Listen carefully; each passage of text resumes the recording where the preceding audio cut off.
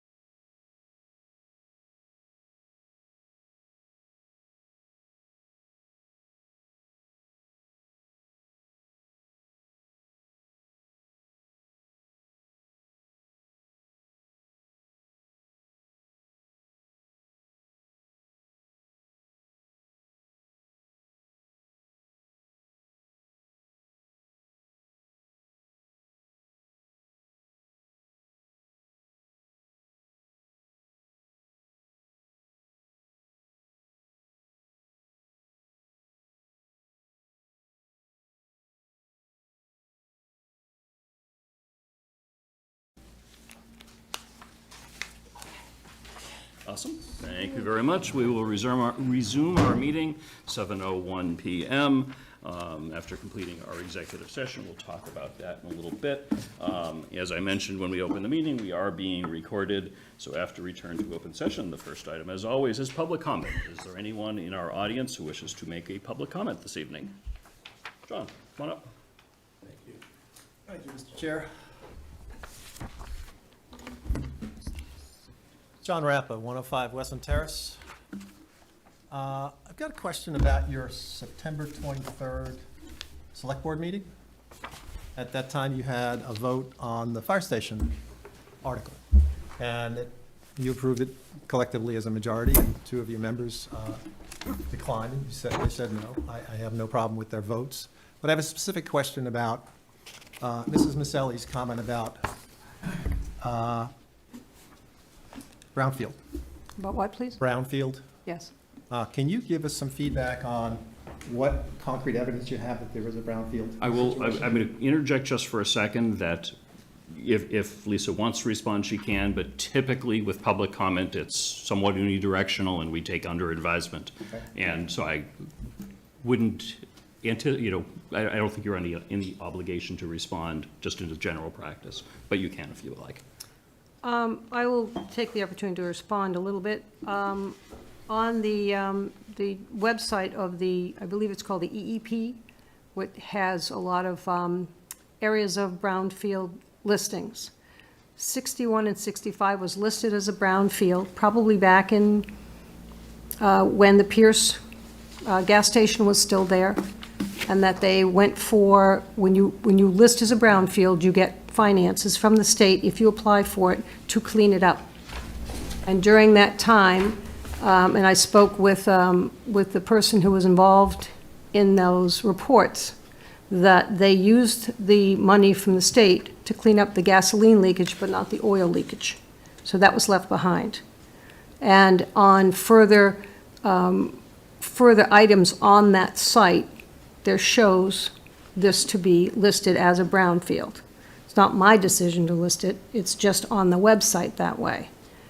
And it goes into further having, you can research and you can see what has been done and the certificates that have been on it. I have a report that Capital Environmental did and presented to the town in July. They did a number of test wells there. They all came up negative.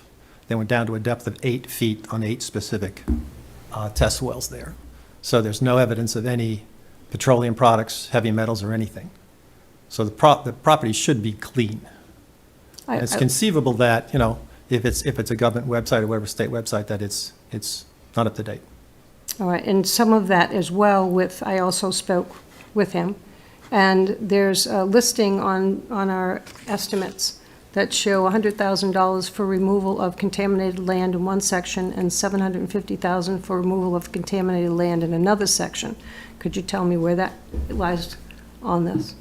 My understanding is that there's earth that's got to be removed as part of the site preparation and digging into the hillside. Now, if there's contamination, it's not uphill. No, I would think not, but it's listed on these forms that we received. I don't think it's depicted as contaminated. I don't think that's accurate, Lisa. It's earthwork. It's on the, And it's both it estimates. passed through the Conservation Commission. So I think your statements are misleading. Well, I don't want that on the record, that my statements are misleading. I saw what I saw, and I reported them. I didn't make any more remarks than reporting what I saw, Okay? and they're not misleading. All right, thank you. John? Is there anyone else that wishes to provide public comment at this time, either in person or over Zoom? Just, if you're on Zoom, raise your electronic hand. I see Give Chase standing up. Good, come on up. I can speak to that concern of his if he wants. I've been in touch also with the chief on the matters of, the cleanup activity there at the Sorry, site. if you could just state your name and your Anyway, address. Yeah. I forget, I apologize. That's all right. Give Chase, 6 Kimball Lane, Northborough.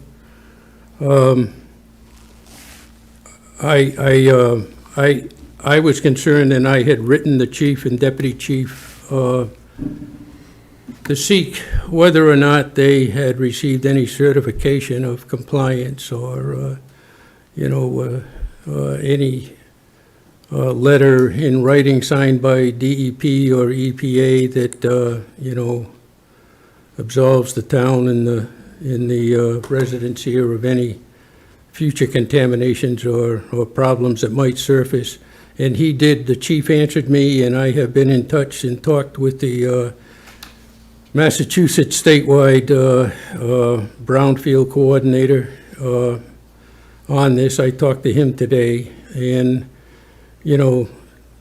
water testing has been done, samples were taken. The chief has supplied me with, records of a report, and I talked to the coordinator on that today. There's some, the residual concentrations of any contaminants remaining there are below the DEP standards, and they have concluded the regulatory process on that, closed it, and the site is acceptable for any use, whether it's fire station building or even a house. Water samples were taken, as I understand it from the chief. That was required as part of the deed and purchase request transfer. I was concerned with the 49 borings that are to be taken for the geothermal, heating system. And, those borings go down 100, 400 feet. So you don't know whether, what is in there is going to be carried down into the groundwater, down into an aquifer or what. This has happened before, and it can, cause a tremendous amount of money for cleanup. The fellow up here in Worcester for DEP wasn't concerned with that. He said most of the concentrations, it's still there. It has a high water table, and it's up in, around 4 or 7 feet deep, and it shouldn't mix. So, he said to just let the chief know, and I will, that when the geothermal engineers and designers come in, to have them look and acknowledge that they've read the report by the consultants on this thing before they, commence with their, design work and everything else on it. So it should be okay. And does that answer anything, John?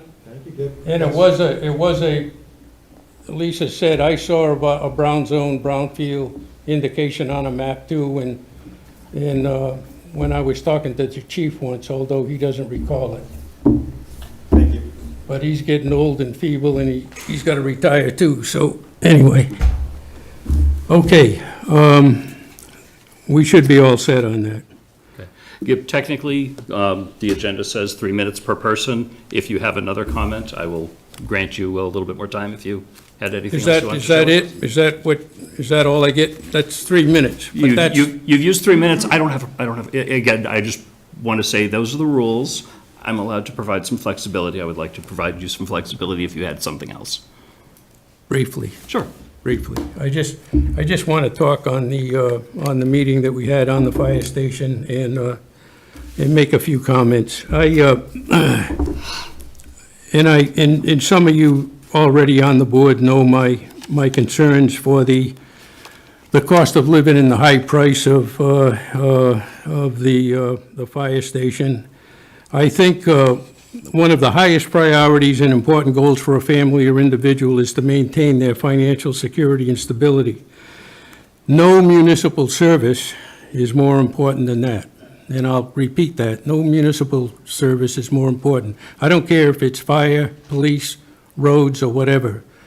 Your residents here in town are the main source of funding to run the town, to expenditures and administer and operate. They're also the consumer base for the local businesses. So they are this is a high cost of living town, and the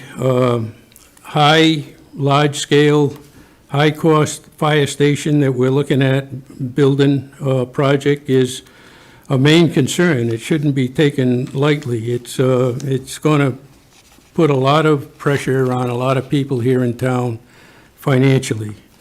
When you bypass Prop 2.5 and the debt and tax levy ceilings increase, it exposes the citizens to long-term, you got 30 years here, abuse. It could turn into abuse of their financial resources.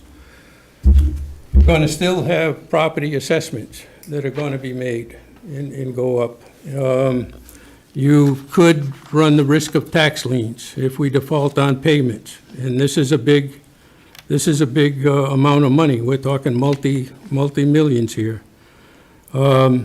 Interest rates may change.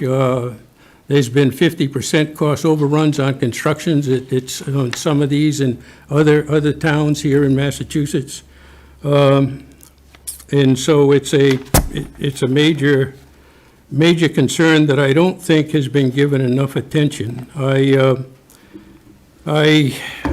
was disappointed with the meeting on October 8th. I thought the residents' questions and voice kind of didn't really get enough attention. And I think there's a lot of information that hasn't been forthcoming yet on the real cost of this to the citizens here in town. I think both the Finance and Appropriations Committee should be acting in the best interest of town residents and as responsible stewards of public funds, ensure that all capital project costs are revealed and that financial impacts to households and individuals are fully and honestly explained. Finance usually, they are responsible for undertaking a financial impact to household finances here in town to residents when you have projects like this. And I haven't heard or seen anything, to that extent that's been done. Just throwing out an annual cost, $300, $400, and making it sound like $10 a month or something like that isn't what I call an impact. That's not an analysis of what it costs the households. You're talking about anxiety and depression and all kinds of mental fatigue with fire service people. You got the same with the majority of households here in the United States because of the cost of living and the expenses that we're going through. So, I don't mean to interrupt. Could you you know, do me a favor and move it along? there were things here that I wish that, you would consider on going forward on looking at this again and trying to cut the costs, look for non-tax sources of funding. Other towns have been looking into in proceeding with mergers and, consolidating their resources. This is ongoing to save money. And there's a whole lot of benefits from that. And that was never even attempted here.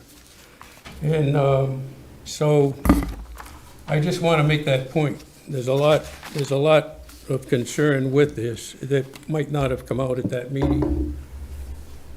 And lastly, I was surprised that two ladies that were asked to speak, I think one got to speak, but the other didn't, but I was kind of hoping that we elect these people and, they represent us. If they have concerns, if you have questions, I don't care if you oppose the project or have questions concerning the project, you need to get up and speak to the people. When we ask you to come up and speak to the people, I would hope that you would allow them to come and address the people. You talking town meeting?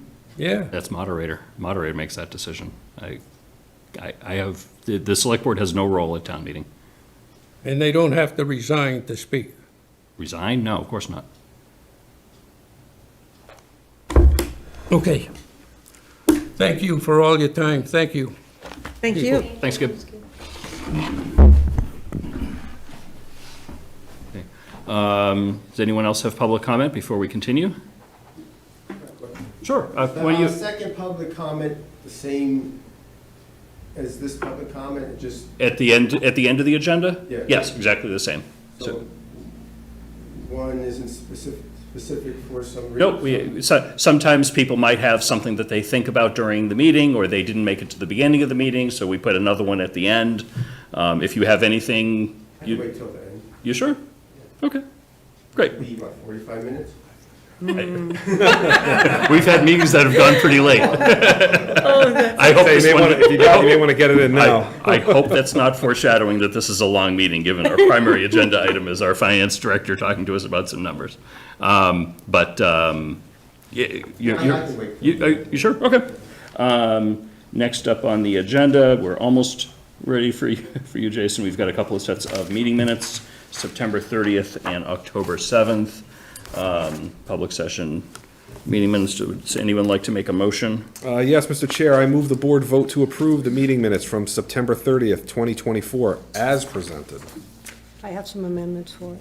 Okay, so my suggestion would be we approve tonight, get them to Linda, so we'll get on to another agenda for amendments. Or does he have to change the motion to say? Well, if we have not reviewed, they weren't in the packet, we have not reviewed amendments. So I would not want to have us do that right I'm now. already signed up for one open meeting law violation class. Yes. But I've offered amendments at meetings, and So if it's a typographical error, that's fine. If you're adding or changing language, it really should go through the office first, and we should all see it in advance. We got behind a couple of times, so we could, in theory, just skip this one. I'd rather not. I'd rather approve it and then come back and amend later. I have no problem with that. I want to, if you feel that something in there needs to be changed, we should change it. Just procedurally, that's the right way to do it. so if a person has something they want amended, how do they vote? Do they vote no? My suggestion would be to vote yes, you could vote no if you want to, but you could say yes, but then you've notified the board that something will be coming forward. Procedurally, I would send that amendment to Linda. Linda would add it to the next agenda, and then on our next meeting, or the next meeting subsequent to when you send in those comments, there would be an agenda item to amend the September 30th, 2024 meeting minutes. And your proposed amendment would be in the packet, and then we would vote on that amendment. All right, as long as it's understood that I'm going to be doing that. Yeah, I don't want it going through and saying, oh, well, you said okay. So, That's fine. My motion's still lonely for a second, if anybody. Second. Very good. Any other comments or questions? Okay, all those in favor? Aye? Aye. Aye. Okay, any opposed? Okay, one opposed? Any, anyone opposed? I don't want to pass this as is. I have something to offer, so if I say I'm approving these, yeah, You can vote no, I mean, we already have 3 yes. so- yeah, right. What's, okay, No big deal. that's fine. yeah. So I would do the same. Yeah, okay. My suggestion, so it has been approved, three in favor, 2 opposed. My suggestion would be, if you see meeting minutes come in the packet, if you can notify Yeah. Linda as quickly as possible, that way a proposed amendment can get out to the board in advance. We'd have the opportunity to read it, and then I wouldn't have any problem doing it. Okay, I'm writing that down for our policies. Okay, good, yep. Okay. Thank you. Okay, and meeting minutes of October 7th, 2024. I'd like to make a motion. I move the board to approve the meeting minutes from October 7th, 2024 as presented. Second. Okay, motion's been made and seconded. Any other discussion? I have a word I'd like to change, only one. Okay, sure. Why don't we take a look at that? Page 2 of 3.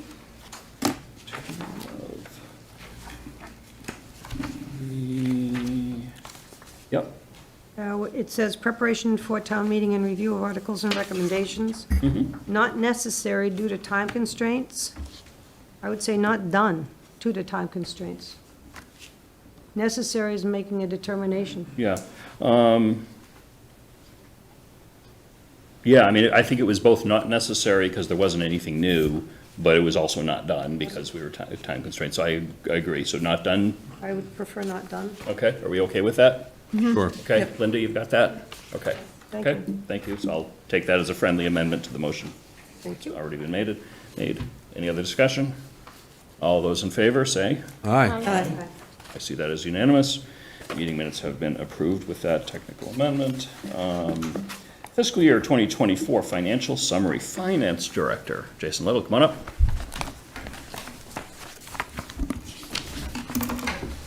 Good evening. Good evening, everyone. Hey, Jason. So just before you get started, Jason, as we know, is now just Finance Director because we appointed somebody new for the other half of his title as Town Accountant. He is able to now focus a little bit more on bigger picture stuff. One of those bigger picture things that we've been talking about on the board for quite some time is getting some more regular financial updates. Jason and I spoke about this quite a while ago, and he thought, and I agreed, it would be good to time that to right after fiscal year closes, so he could give us a really good recap of the prior fiscal year, and he'll be able to tell you about that process, and that it's certainly my hope and expectation that we'll begin to get some regular updates, whether they be, printed quarterly or whatever else, but certainly as we get into budget season and everything like that, we'll be seeing Jason even more. So this is a good opportunity for him to educate all of us on where we are, and for us to ask good questions and to ask the kinds of information that we may want to see on a regular basis going forward. And with that, Thank you, Mr. Chair. Well, tonight I was hoping to mostly focus my presentation on the FY24 and the close of the year. Upcoming, we're going to have the tax classification hearing in November to set the tax rate.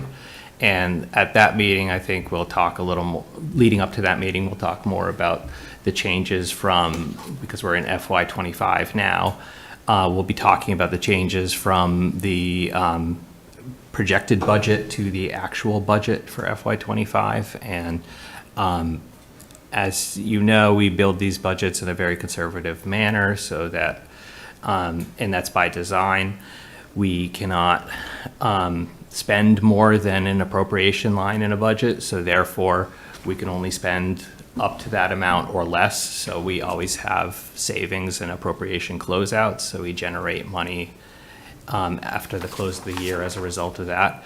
In addition to that, in order to set the tax rate, we have to have sufficiently conservative budgets that the state will accept that we're not going to bankrupt our taxpayers. So when we put forward a local receipt budget, there has to be a documentation of the prior year's revenues versus that, so that they will accept that and set our tax rate. Otherwise, they could tell us to raise more in property taxes rather than local receipts, and vice versa. And not vice versa. They would not tell us to lower our local receipt estimates. They're happy with conservative estimates. So I'm making a long tangential way of saying that we will always generate money from the revenue side. So we'll generate free cash on the expenditure side, and we'll generate money on the revenue side by bringing in money above budget. So coming up, we have the classification hearing. So leading to that point, we'll be talking about 25 tonight, and then that leads into the 26 budget. So tonight, I was hoping to just go through. I'm sure you all received the email from the DOR saying what our certified free cash amount was. And it came a little bit earlier this year because the pressure was to get the books closed, to get all the information to the state so they could certify our free cash, not for the general fund, but for the purpose of the sewer articles that were at town meeting this year. So we needed to have the books closed, free cash certified, in order to spend from the free cash that was certified for the sewer fund at that meeting. So as you probably saw, the general fund's free cash certified amount was $4.627 million, which is a relatively good year for the town of Northborough. This table and the memo that's in your packet, I've put together a history of the past 4 years in this memo of the free cash amounts and where those monies were generated from. So basically, I'll just walk you through briefly the formula for how the $4.6 million was calculated.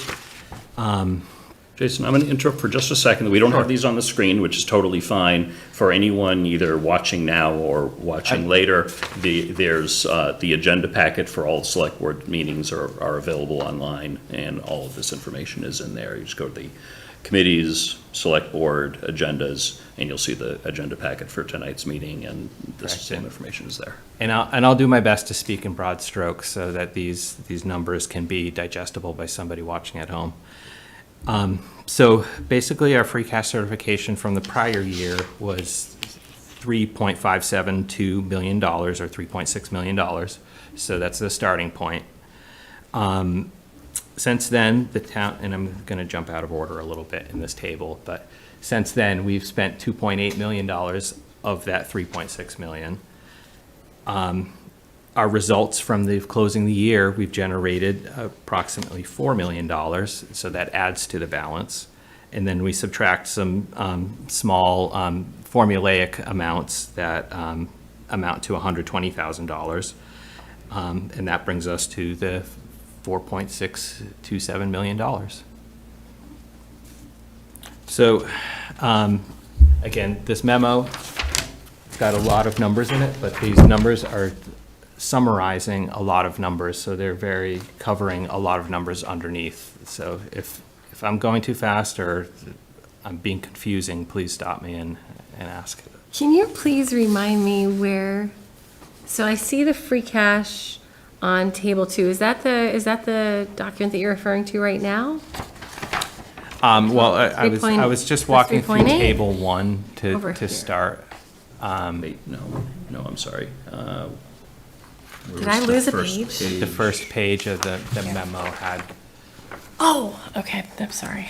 Can I borrow that one? Sure you can. that's okay. Yeah, I was pointing to the bottom right of the wrong page, but the bottom right of that page that Diane just handed you. Thank you.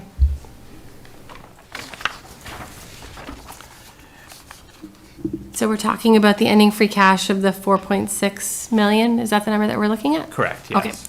gotcha.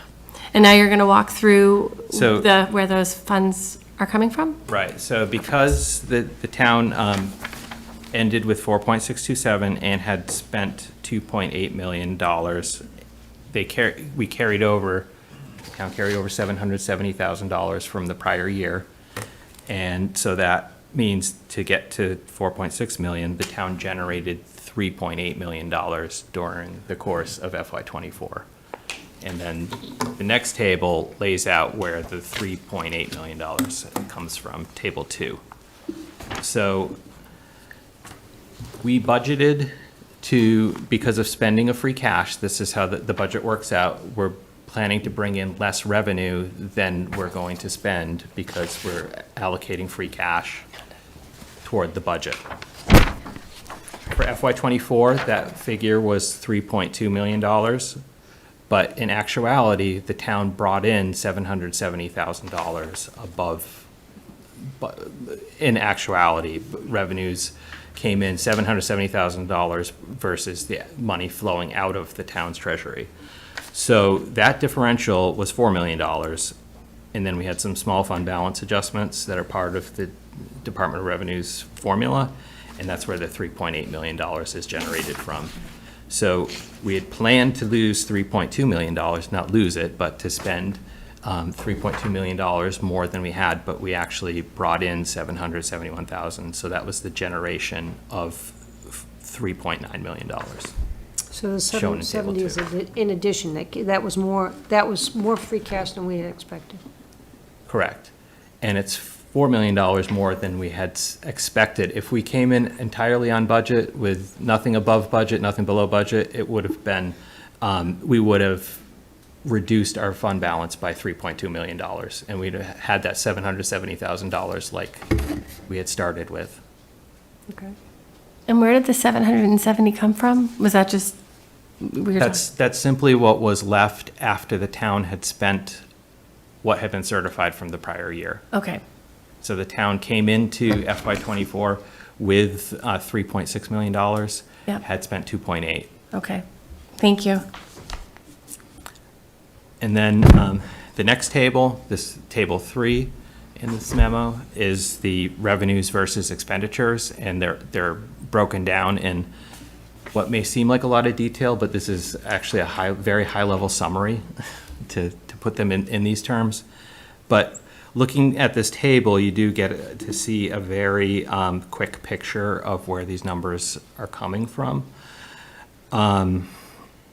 If you start looking at the revenues, we collected $60.4 million in tax revenue, which was simply 0% variance from our budget, where we were $2,575 below what we had levied.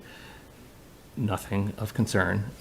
The tax levy is an extremely consistent and reliable source of revenue. State aid came in at $33,000 less than what was budgeted, and when we get the state aid budgets, not all those numbers are fixed. They're variable in a lot of cases. So basically, when they broadcast to us around town meeting time, we'll get an initial what's called the cherry sheet, and the reason for that is because it used to apparently be printed on pink paper, and the state would send it out to people. So it's still called the cherry sheet, but you go online and you find the numbers, and it is, you can print it on pink paper if you want, but it's just called the cherry sheet now. So basically, the cherry sheet tells us what we're allowed to budget for state aid, and it doesn't always come in exactly to the amount that they say we're going to get. So again, not really a variance worth spending much time talking about. It's only $33,000 below the $6 million that we were set to collect from the state. Can I just ask a question then? So this means that the state has given us less than what we had expected, correct? Than what we had budgeted, correct, Okay. yes. Thank you. So looking down, the next category, which is highly variable, is the local receipts. And that's made up of, the biggest source within there is the motor vehicle excise tax. And due to conservative budgeting, that was a very large increase over what we had projected in the budget. $752,000 was generated from excise taxes. And excise taxes also include meals and rooms tax. So those numbers are included there as well. It's not solely motor vehicle responsible for the $750,000. The town also, within its local receipts, collects interest and penalties on late taxes, and that's made up within that $227,000, where there was $127,000 was above what we picked as the budget for that number. It was somewhat higher than usual, but it's not a very material number higher than usual. Going down, the next thing of consequence, I think, to discuss would be a big portion of the revenue results was the investment income. And as everybody knows, interest rates are high. When we set the budget for this, we are trying to pick conservatively. We don't know if every month we're going to have consistently high interest rates. I think cities and towns generally have more money on hand and liquid to pay their bills, more so than the average business or definitely a resident. We typically have somewhere between $30 and $40 million at the end of a month.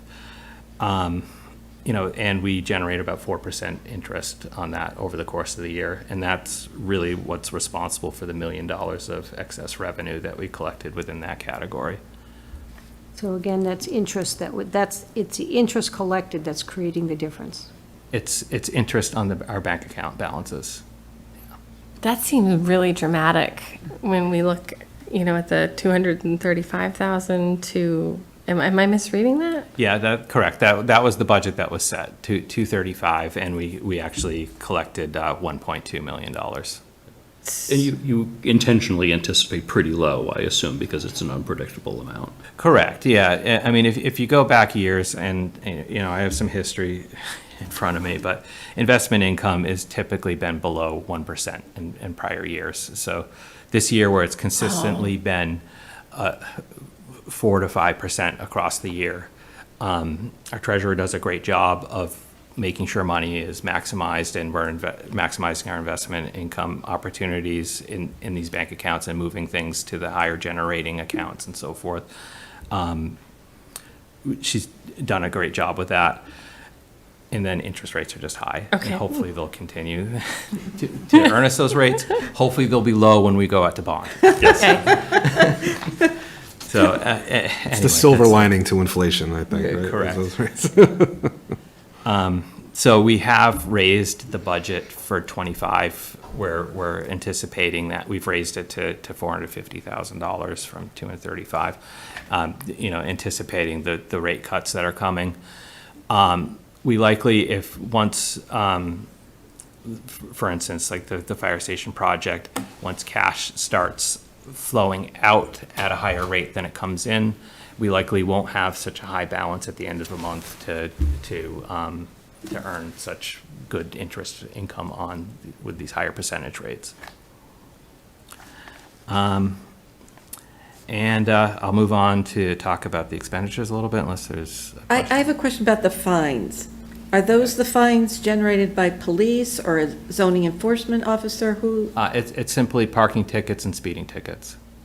Okay, all right, thank you. And I have one too. Sure, go ahead. Remember what it is. Okay, so you're saying that the interest that we have is on investment income. And investment income is money that has been held. Say that we appropriated money at the town meeting, but it hasn't been spent. That goes into this investment, is that correct? Correct. That would be money that's in the bank. Right, because it was budgeted but not spent yet. Correct. So anytime we've done that, no matter what it is, that's where it floats up and down. And also, we went through a series of unemployed, sections of departments that didn't have a person in the personnel cost because COVID or they left or whatever and weren't backfilled. That also would go into this investment because that money had been already in the budgets but not used. Yeah, it's simply money that we have in the bank that, it could be for a capital project that hasn't been spent. We, because of fund accounting and the accounting we need to do based on the state laws, we need to provide certain funds their own interest income. For example, the enterprise funds have investment income on their cash balances at the end of every month. The CPA fund earns its own investment income for its cash balances at the end of the month. This is simply the money that's general funds resources that are in the bank in the form of cash that are earning investment income on it.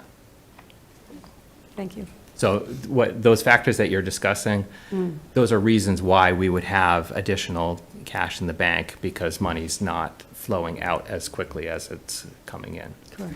Yeah. Thank you. Can I ask, sorry. No, go ahead. Sure. So I'm going back to this interest number. Is there parameters, we're not in high-risk funds, we're in conservative funds No, that are just we- really performing very well? It's not like it's going to be like the negative performance? Well, if we had these in risky investments, we probably would have had much higher investment income as a result of Okay. these cash balances. We have to keep our money liquid for the Yep. general funds purposes. Okay. They have to be in Massachusetts-based banks.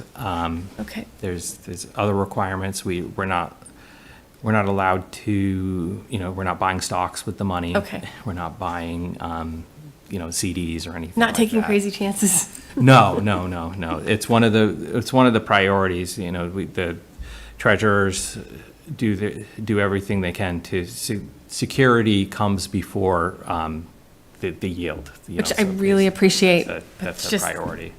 I just wanted to verify it, but thank you. You're welcome. Jason, I've got a question, a couple items. It's a relatively small dollar amount for this type of table, $112,000 for the payment in lieu of taxes. Those, I assume, are local pilot agreements? that we Yes. have. We haven't, this board has not approved any pilot agreements since I've joined the board, so I'm unfamiliar with the outstanding pilot agreements that we have. There's simply two. There's Okay. the housing authority, that's approximately $8,000 a year, And then the DCR pays for some state-owned land. Okay, that so the exists in state-owned town. land is in that, it's not on the Correct. cherry sheet, okay. Correct, What yeah. which one are you talking about? Yeah, Payment this- in lieu of taxes, so so we don't have any commercial pilots that are open right now? No. Okay, yeah, that was my understanding, but I wasn't 100% sure. So, pilots are used when a town wants to negotiate usually a fixed dollar figure instead of taxes. It can be done for a business coming into town, it can be done with a nonprofit. For example, Worcester has pilot agreements with a couple of the nonprofit colleges that are there. They don't have to pay taxes, but they agree to pay taxes. So we get payment in lieu of taxes from the Housing Authority and Okay. from DCR. Do we have any open TIFs? No. No, okay. So you said Northborough Housing is 8,000 and DCR is It's the difference. 112? The 104. Okay, thank you. And you're saying pilot or But payment in lieu of pallet? taxes is what that stands for. Oh, okay. So they're tax exempt entities that are paying us, but they're entered into under, there's a state law that governs how the housing authorities pay pilots, and we adhere to that formula. Okay. It's a formula based on the number of bedrooms in the non-elderly housing that the housing authority runs. Yes. And then the DCR, there's two components of state-owned land. This is the watershed land that the MWRA pays the DCR to manage. So we also have state-owned land that's not watershed land that we get through the cherry sheet. The cherry sheet, okay. It's part of our state aid. Thank you. Jason, the license and permits, is that mostly from permitting for home renovations Yeah, or things like building that? permits and Okay. so forth, yeah. Those can be highly variable. There could be, a large development could come in that has a high level of permits, and so we have to set this based on the budget, based on what we know at the time. So specifics, I don't know of one permit that would have made up $345,000 of surplus in that line, but Okay. So you're not, off the top of your head, you don't have like, was that just more home renovation activity, or it wasn't, like you said, a specific project, but? I don't have the Okay. specifics of that. I don't think curious. it's any one thing. We're not looking back at saying this was, Northborough Crossing or Avalon Bay or something like that. All right, thanks. You budget 300,000 for that do we typically exceed that by a reasonable amount We each year? typically do, yeah. I mean, relative to $70 million, 300,000 is not truly material, but, yeah, we typically exceed that. And again, we want to exceed all these budgets since it's conservative budgeting. I believe we did raise this maybe another $100,000 for '25. Okay, good. Well, So you're expecting that good-ish. to come in? Yeah. Because that's, 115% increase from being conservative or actual new coming in? It's mostly based on just an average of prior years, where we would safely assume that we get another $100,000 Okay. into that. Because I know we increased permit costs for building Did we? and other things to that nature, so I didn't know if that had any effect. I don't know if we increased the permit fees. I haven't. Didn't we approve some fees with the building inspector? Building inspector fees, yeah, and going to ZBA, when you apply for a ZBA application, there's a charge that's also increased. So, Well, we can look into that afterwards, but, again, in terms of the overall pie, it's a small sliver of it. okay.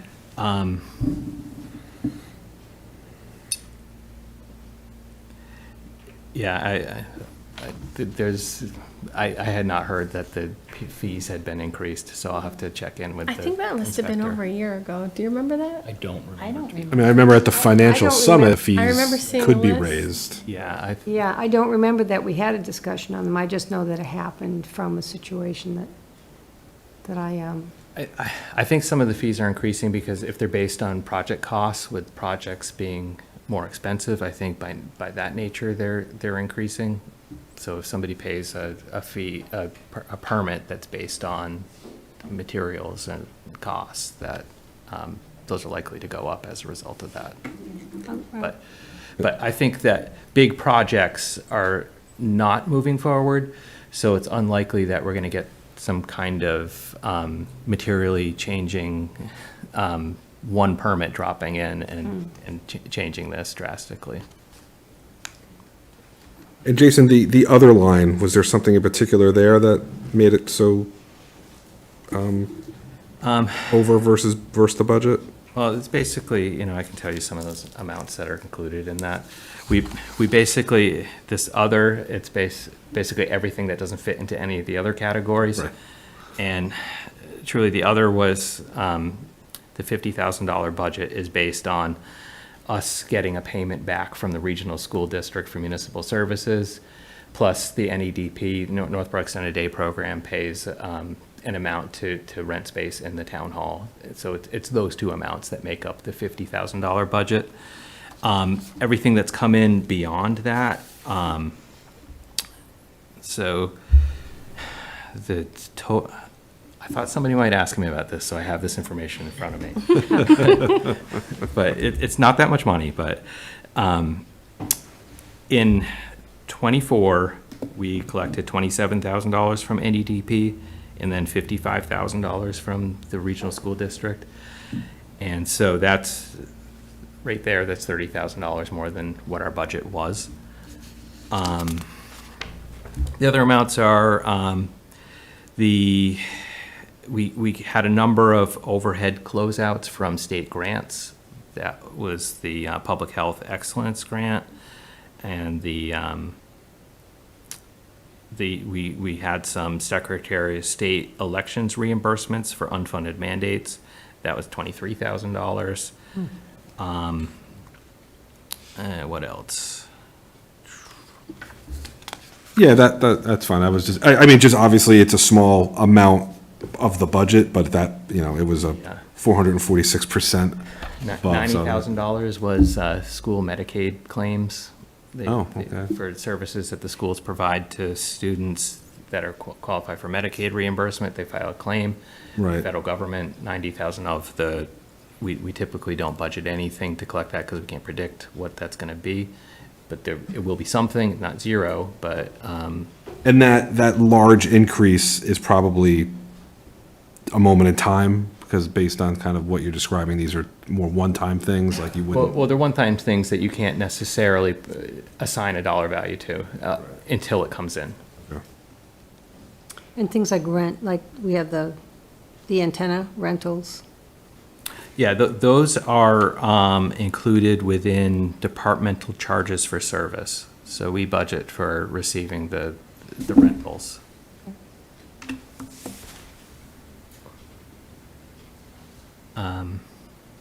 If there's no further questions on the revenue, I will move on to talk briefly about the expenditures. So in the end, this is kind of, let me just, I was going to move on to expenditures, but let me just say one more thing about the revenue. This is 3.47% beyond what we budgeted. So we are budgeting pretty close. We typically shoot for 1 to 3%. 3.47 is slightly better than a typical year. And then with expenditures, we generated $1.5 million from expenditure closeouts based on a $73 million budget. That's 2%. So we're definitely on target with the expenditure closeouts.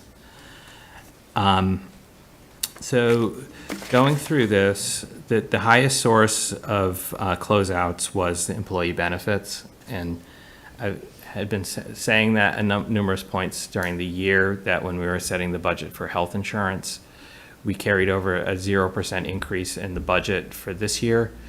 There was a lot of variables with vacancies and so forth. Last year, the health insurance generated about $1 million. This year, it was closer to $750,000.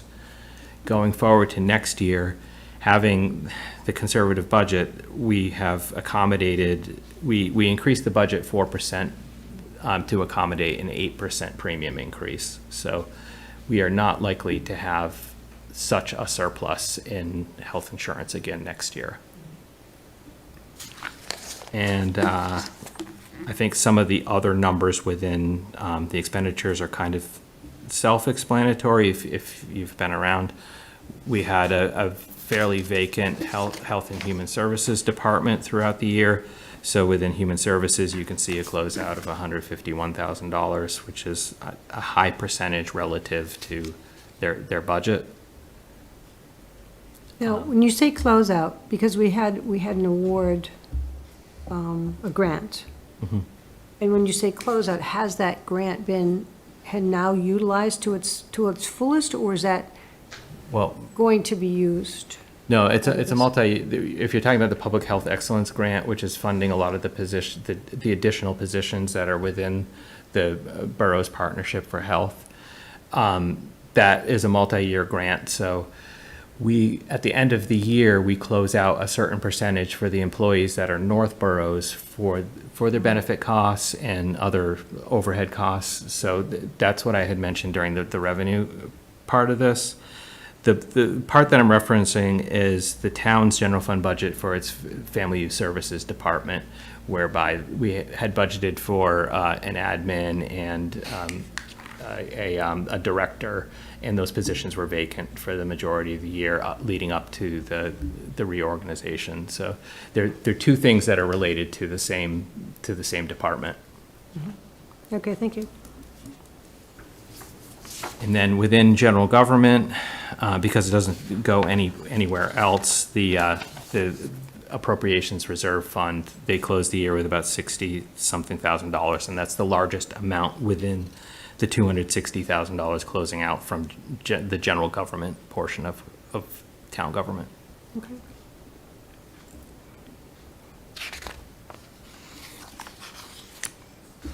And you can see, it's very hard to read, but the last 3 pages of this memo are simply the expenditure budgets and what closed out from which specific department. I have a question on the tables, the first Sure, page of the yeah. tables. What is personnel board? Like that, There's an amount that's carried in the budget that covers the town's merit pay that gets awarded every year and in January. Okay. So that's what those transfers are for.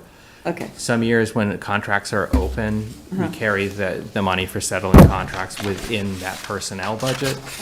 But then that money gets transferred to the departments that are paying the employees that are covered by the bargaining agreement. okay, But in this case, it was simply merit raises in January. okay. That makes sense to me. And just one more question, on the next page, bottom department, Arts Council? Is that our cultural council? That's the cultural council, correct? And the $1,000 comes from the state, or we?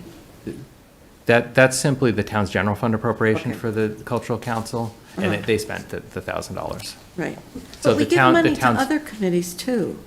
Yeah, and those should be reflected within these numbers. Okay. So,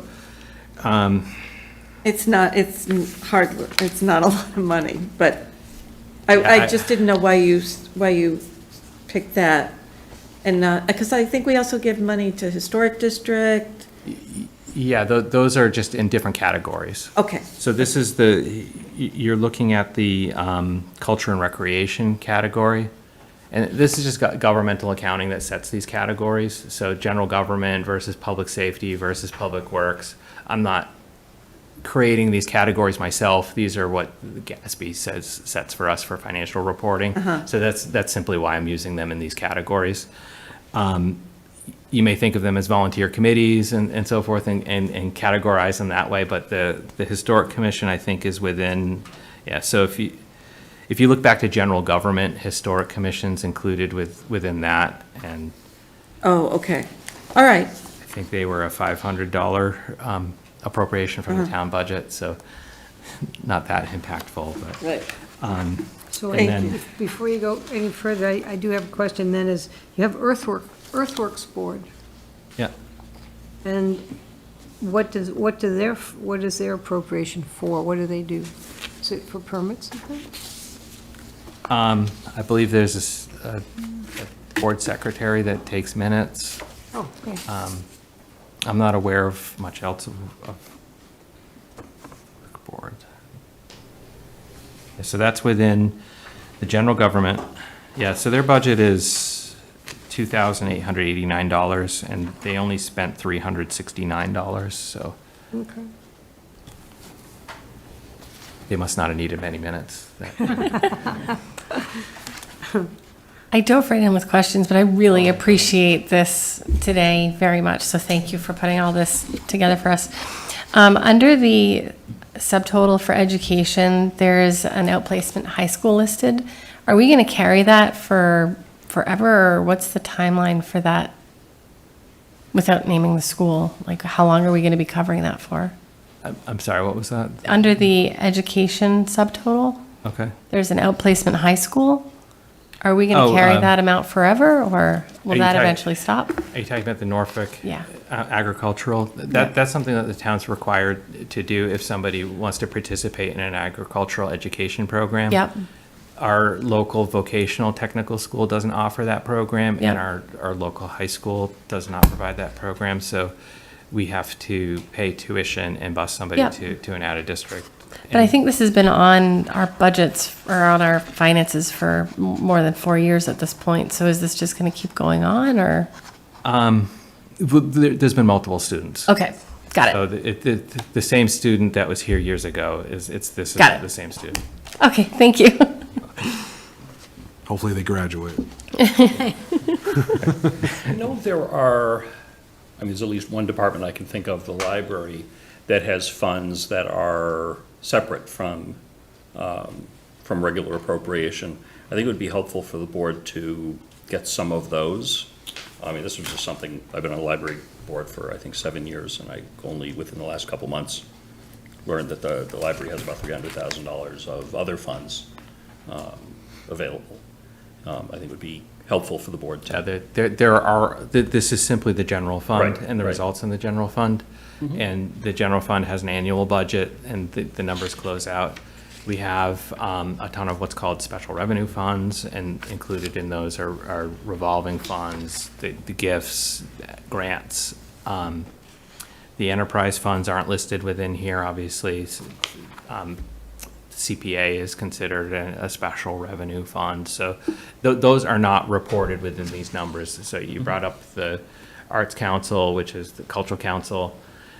The town budget's $1,000 a year for them, but they are generating money through a state grant, and then they also locally raise money as well. So that money gets carried in what's called a special revenue fund. It's outside of the general fund, and it's not reported in these numbers here.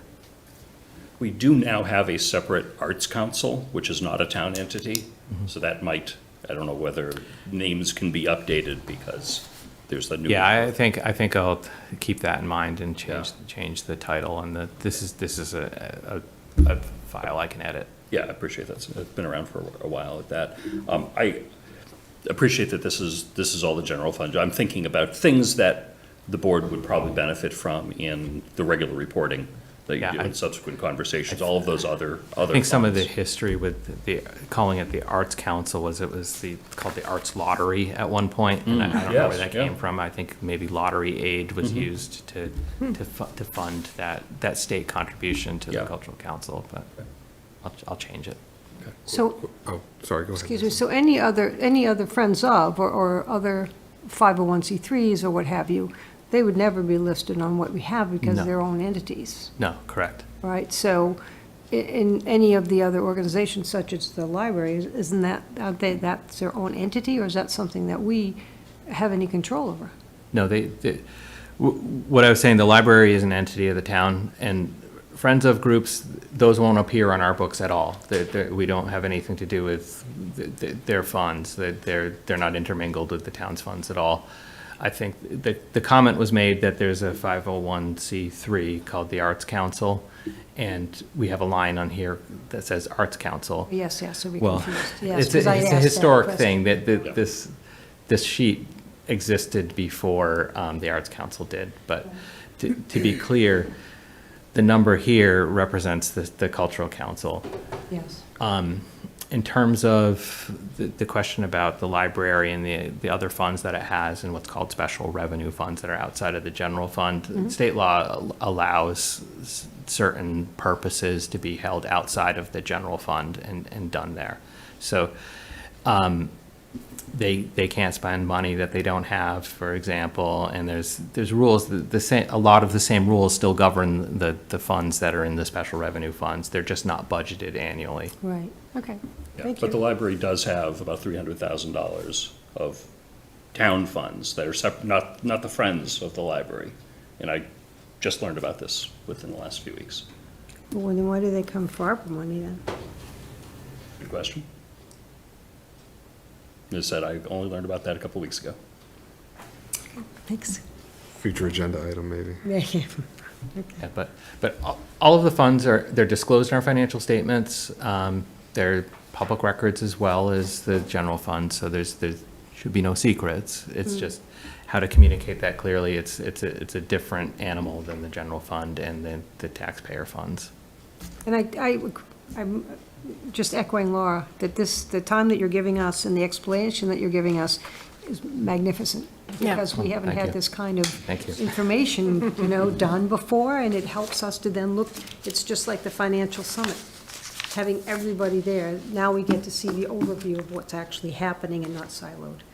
And good for you. Appreciate being here to be able to share this information. Question, Jason. At a previous meeting, discussion about trying to save some funds so that, say, when the SAFER grant, additional firefighters, when that's, we no longer have the funding from the SAFER grant, that will have maybe some money saved. Where would that appear? I don't think that would be in here now, but would that appear in a breakdown like this, and where would that be? Well, I think if we follow through with some of the ideas that have been brought forward through the process of accepting the grant, specifically the one that I would suggest or recommend would be the Special Purpose Stabilization Fund to save money for a couple of years to plan for onboarding the 8 firefighters into the town budget in the first year, so that there's just not that $1.2 million hit Right. that year that we would save toward it. That would show, the contribution to the stabilization fund would show up within these numbers. So if that answers your question. So if the town were to appropriate $500,000 into a special purpose stabilization fund, I would skip all the way to the last page and put it under these other financing uses, which come right before the end. Oh, okay, that's where it would be. Okay. But it would have to be reflected within our general fund because we'd be moving money out of the general fund to a special fund. Gotcha. Okay. And then just also, I see the select board listed on there, 200,000 plus in appropriations, year-to-date expenditures 171. You're wondering what's your cut of that? Well, yeah, I mean, I know what my stipend is, and it's not near that. No, I was just kind of curious, sort of what falls within those expenditures. If I was sitting at home, I'd wonder that myself. So. Well, I think within select board, I think it's the administrative staff in the select board's office. Is that what that is? Okay. That's the majority of the expenses, and then other, I don't know, they're not, like you said, as you referenced, the select board stipends, I think, what, are they $1,000? Want to make sure we get that on the record. think We're not- They're, Yeah, they're immaterial versus, Yes. versus the total, yeah, but it's the budget's. about $1,000 a year or something like that. Yeah, yeah. So I have a couple more questions. Sure. One of my areas that I'm very sensitive about is free cash. And I feel like that huge increase for this year, I understand where it came from. But I feel like when we have such a big number in free cash, it impacts our taxpayers. Because I feel like we put these big numbers on projects and then we come in less. As a town, I would really like it if we could look at budgeting for projects on a more conservative effort. I understand the desire to have a bigger free cash amount just for stability purposes. But I think right now, when funds are in such a critical area, we do have some big expenses coming up, I would like it if we had more constraints around how we budget for projects. So that's just one comment there. And the other question that I had is that I know that, and I don't know who this would be better directed for, but we do have the capital improvement plan that I think hasn't been reviewed. I think it expired, or the 7-year plan ended in 2023. Is that the financial planning committee that will be reviewing that and updating that, or where is that going to? Well, the CIP, it does get updated every year. Okay, So it's a 6-year plan. Yeah. So we look at the current year plus 5 years in addition to that, and Yeah. that's per town code. So it does get updated every year. Yeah. So I think now, what we're seeing is, and we discussed this at the financial summit, we're starting to see, we're looking at the impact of some of these large projects that are kind of bunching up in the plan, and looking at whether that would fit within the town's policies that the town set for itself in some good times when these Yeah. projects weren't coming, or project costs weren't escalating.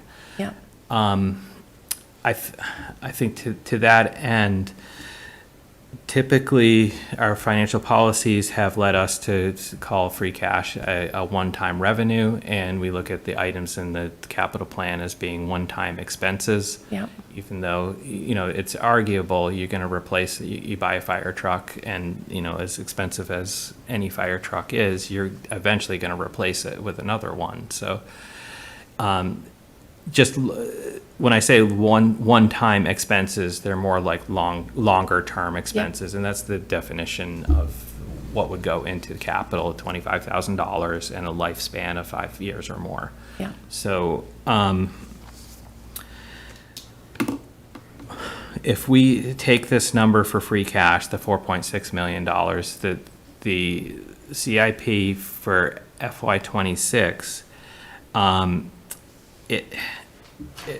we looked at this during the financial summit, and we assumed we were going to have $2 million to apply of free cash toward the CIP. So basically, with $4.6 million, that means we have got about $1.2 million more than what we were sort of projecting or expecting that the money would be applied toward.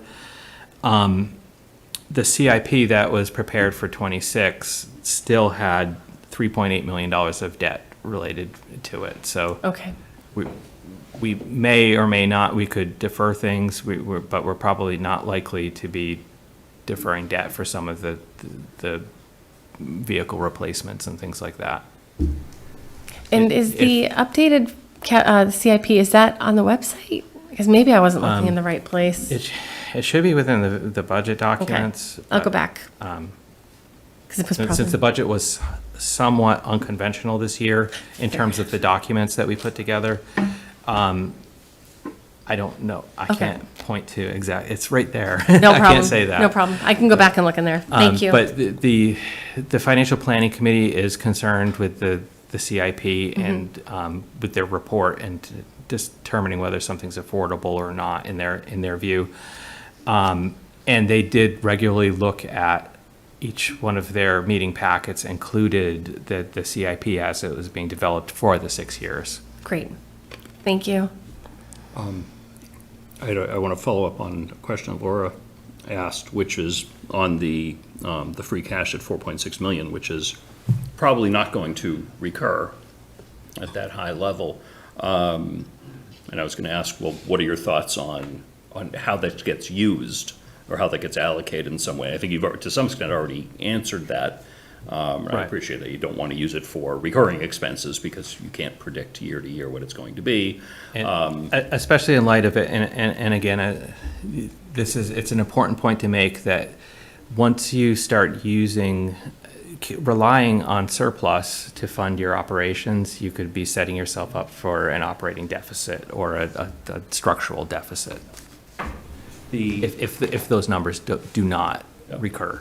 And we've talked a little bit about special purpose stabilization funds and setting one up for the fire department once the grant runs out. Would you see putting, I think we had talked about $400,000 in to that this coming year. Would you see that as a recurring expense or as a one-time expense? And otherwise, whether this free cash might be suitable to fund that? I think under our policies, it would be acceptable use to fund a special purpose stabilization fund for that purpose. Okay, good. Yeah. Good. Yeah, I think that's a reasonable way to do that, given that we're not going to be putting $400,000 into the stabilization fund every year for that purpose, so, okay. I have a question for you. We own a land that we've taken for tax purposes. It's a bit of land, it's not one piece. Have we looked into, what happens to the value of that land? Because we're not obviously collecting taxes on it. So how do we take that asset and then get revenue from it? Has that been looked into in the past? I suggest like the tax-taking property that we've, Right, because we own, now we have deeds foreclosed on about. properties that we own because we took it for taxes.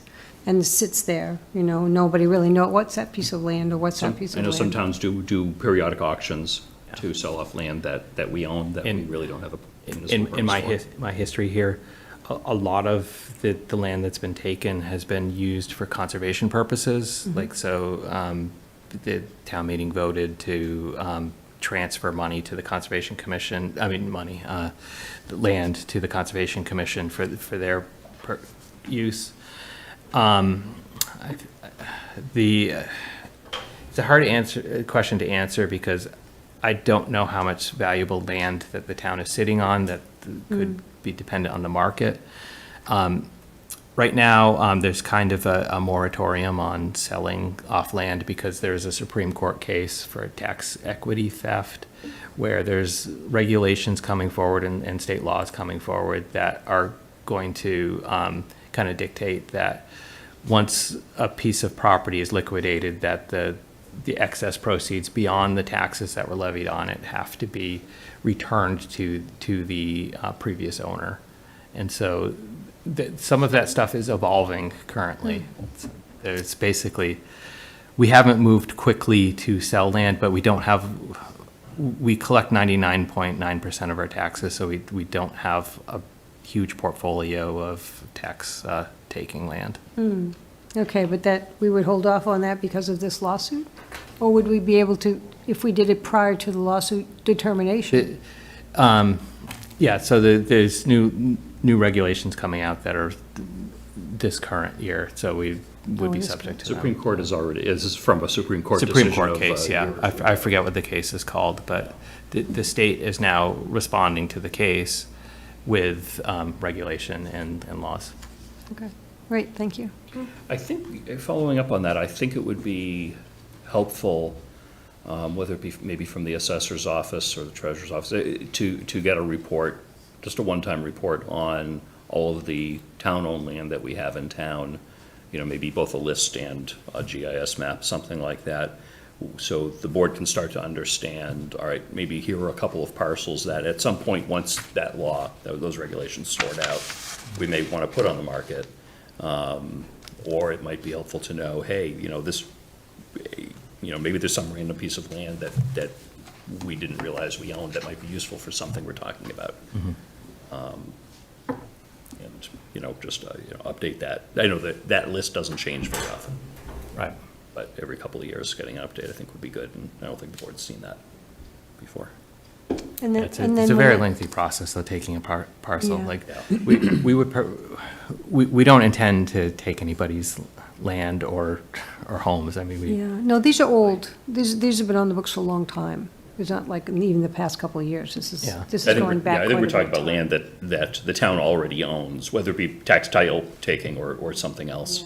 Not talking about future taking, is that I hope, certainly residential property, I hope, we can always work out an option with homeowners, to sort that question out. Yeah, because I mean, I'm looking at affordable housing spaces for elderly.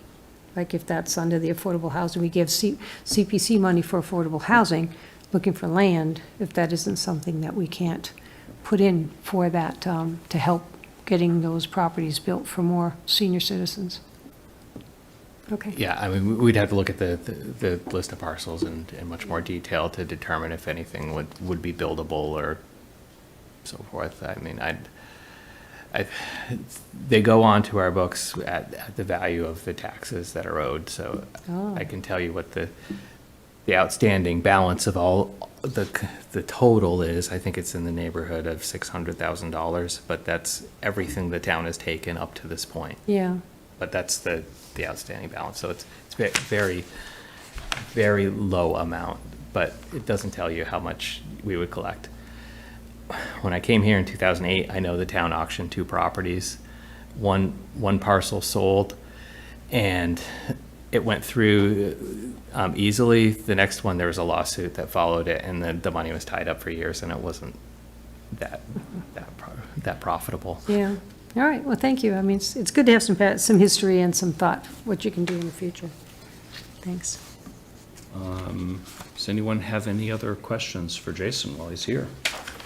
Anything else that we want to see that we haven't talked about for, again, say, quarterly reports or anything else? I would love that. I also appreciate, there's the documents that have been left for things that are going on and finances that are coming through. Being able to look through those has been nice. Oh, good. And those are left out. And then when will the state, when will we have the auditor visit? Is that going to be in March again, or when would that ideally happen? Well, I'm not exactly sure when they're going to do their field work. They haven't Okay. done it yet. We closed the books relatively early this year, so we've been uploading, most of the time, auditors don't come on site until they're ready to do the audit, so we upload a lot of files to a portal, and Yeah. we've been doing that since we've closed the books now. I don't know exactly when they're gonna come out and do the audit, but they can because we are closed. So great job on getting that done early. I think that's the only time. Yeah, and I know that thank was you a for all lot the of, work a to do lot of that. work Thanks, yeah. to get done. Especially with everything else going on. Thank Well, you. I appreciate having the other person when we've just, Diane helped with this, and we have just hired an assistant town accountant to replace Katie to backfill her position. The person's going to start in about 3 weeks, so I'm thankful for that. So I think next year, it won't be such an ordeal to close the books early. It'll just be the time we close the books. Great. Okay. Great. Jason, thank you so much. Yeah, and I don't know if it's worth spending a lot of time on, but the DOR also certifies balances for each one of the town's enterprise funds, and those numbers are included in this memo as well. But again, I made the big push to close the book so we could get it certified for the sewer amounts, but that number's listed here. Thank you. Thank you very much. Thanks. Yeah, thanks. This is great. Look forward to many Yes, future exciting financial discussions. So like I said, what I would foresee is coming in the next time to talk about the differences, as we've gone through the process of getting the town's values certified for the tax rate setting, talking about the differences between where we are now with the FY25 budget versus what we projected at town meeting. And because we do things in a predictable and conservative manner, there's going to be an increase in taxes, but not as much as what we said at town meeting. So there's a glass half full, half empty view on it. And I think I would like one, if we talked about this, maybe a report on all the new hires or how we're going to be bringing in new costs that we haven't had in the past, or reconciling from the ones that we did have, and then the loss of people in those positions to now filling those positions, because I think that's going to be a good amount of money to consider. So, okay.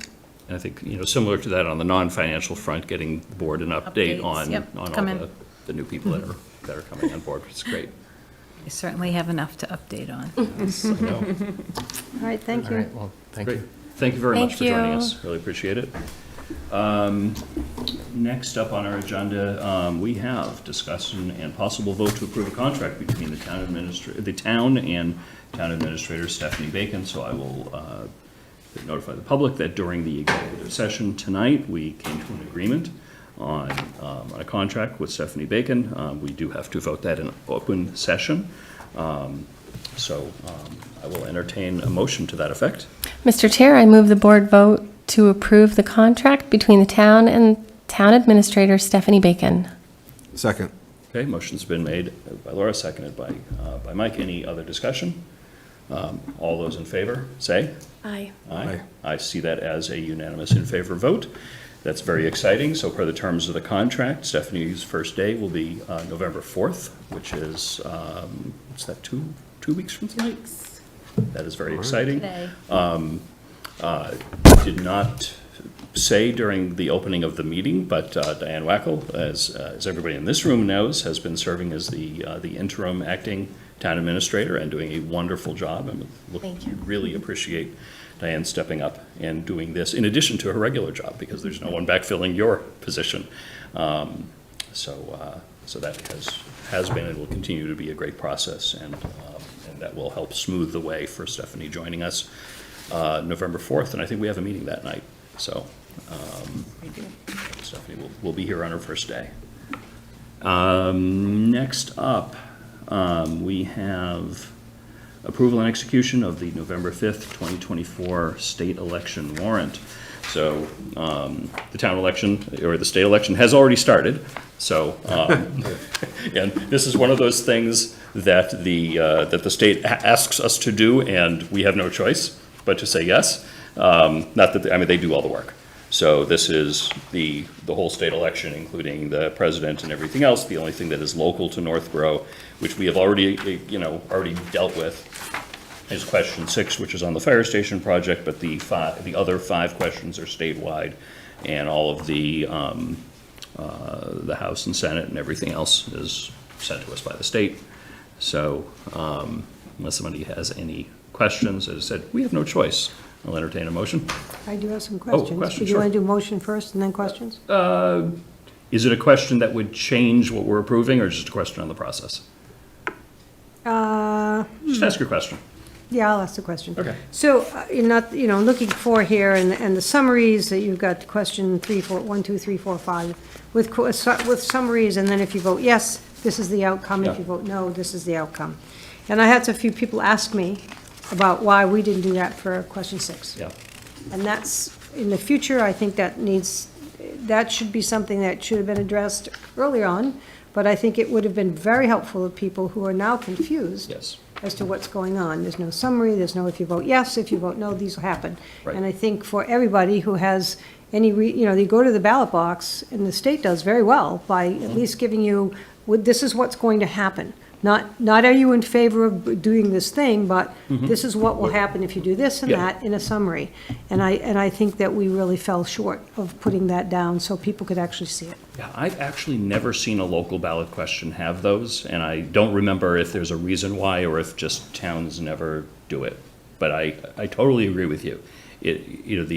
The state law and the Department of Revenue dictates what this question looks like, because it's a debt exclusion question. The only words that we have control over is what the project is, fire station. Right. Everything else comes from the state, and if you look at it quickly, you have no idea what Well, and it is. that's And it one of should. it should have something, because you have, Yes. that's why we're here, is Yeah. to advise them. Yeah, no, And, I agree. It would be great if we could, and Right, even if it couldn't make it to the actual ballot, some explanation, put out. yeah, it's tricky because the town can't spend any money promoting the outcome of it, so it has to be super careful about what they say. This might, there might be language that we could write that we send to the Secretary of State's office with the question, where they maybe could review it and say, yeah, that's okay language to include on the ballot. And this is, we probably won't have another one of these. It might be a few years at least. Yeah, before- the Peasley project is the next project that I'm aware of that will come, that would be a debt exclusion project. And so- can we do any explanation online?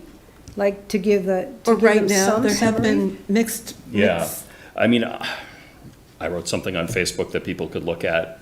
I tried to keep it as dry and boring as possible, but still it was several paragraphs long as to why, what the thing is. There's, again, the state OCPF, campaign political finance, prevents the town from spending money to promote the outcome. So anything that's written to describe needs to be unbelievably dry, maybe too dry to be useful.